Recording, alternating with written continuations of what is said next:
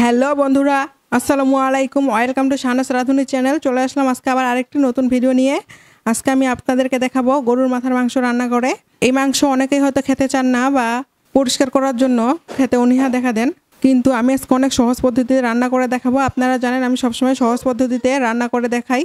তো আজকের রেসিপিটাও অনেক সহজ পদ্ধতিতে ঘরোয়া উপকরণ দিয়েই রান্না করে দেখাবো, কোনো বাড়তি ঝামেলা ছাড়াই। চলুন তাহলে শুরু করা যাক আজকের ভিডিও। আমি এখানে 1 কেজি পরিমাণে মাথার মাংস নিয়ে নিয়েছি। এবার আমি এগুলোকে কড়াইয়ের মধ্যে দিয়ে দিব। আমি একটি কড়াই বসিয়ে দিয়েছি। এবার এই কড়াইয়ের মধ্যে প্রথমে দিয়ে দিব পরিষ্কার করে রাখা গরুর মাংস। এবার এর মধ্যে দিয়ে দিব 1 কাপ পরিমাণে পেঁয়াজ কুচি। আমি পেঁয়াজগুলোকে একটু মোটা করে কেটে নিয়েছি। দিয়ে দিব এবার রসুনের কোয়া। আমি এখানে 3টি রসুনের কোয়া খুলে নিয়েছি। আপনারা চাইলে রসুন বাটাও দিতে পারেন। আমার কাছে মনে হয় রসুনের কোয়া দিলে বা গোটা রসুন দিলে খেতে বেশি মজা হয়। এবার দিয়ে দিব আদা বাটা। আমি এখানে 1 টেবিল চামচ দিয়ে দিলাম আদা বাটা। দিয়ে দিব মরিচ গুঁড়া। এবার দিয়ে দিব আমি হলুদের গুঁড়া 1 টেবিল চামচ। দিয়ে দিব গরম মশলার গুঁড়া 1 চা চামচ। দিয়ে দিব জিরা গুঁড়া 1 চামচ এবং দিয়ে দিব পরিমাণ মতন তেল। তেলটা আমি একটু বেশি পরিমাণেই দিব। এবার সব উপকরণগুলোকে ভালোভাবে মিশিয়ে নিব। আমি প্রথমে গরুর মাংসটাকে রান্না করে নিব। আমি গরুর মাংসগুলো ভালোভাবে মাখিয়ে নিব।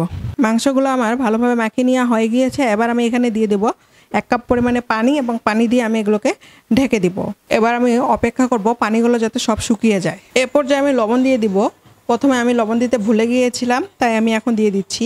আপনারা আপনাদের স্বাদ মতো লবণ দিয়ে দিবেন এবং ঢাকনা দিয়ে ঢেকে দিব। অপেক্ষা করব পানিগুলো শুকিয়ে যাওয়ার জন্য। দেখুন বন্ধুরা, আমার মাংসগুলোর পানি শুকিয়ে গিয়েছে। এরপর যে আমি এগুলোকে অনেক ভালোভাবে কষিয়ে নিব। মাংসগুলোকে কিন্তু অনেক ভালোভাবে কষিয়ে নিতে হবে, অনেক সময় ধরে।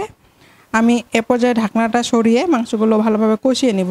আপনারা যারা নতুন আছেন অবশ্যই আমার চ্যানেলটিকে সাবস্ক্রাইব করে দিবেন এবং যারা ফেসবুক থেকে দেখতেছেন আমার পেজটিকে লাইক করে দিয়ে পাশেই থাকবেন। মাংসগুলোর কালার অনেক সুন্দর এসেছে।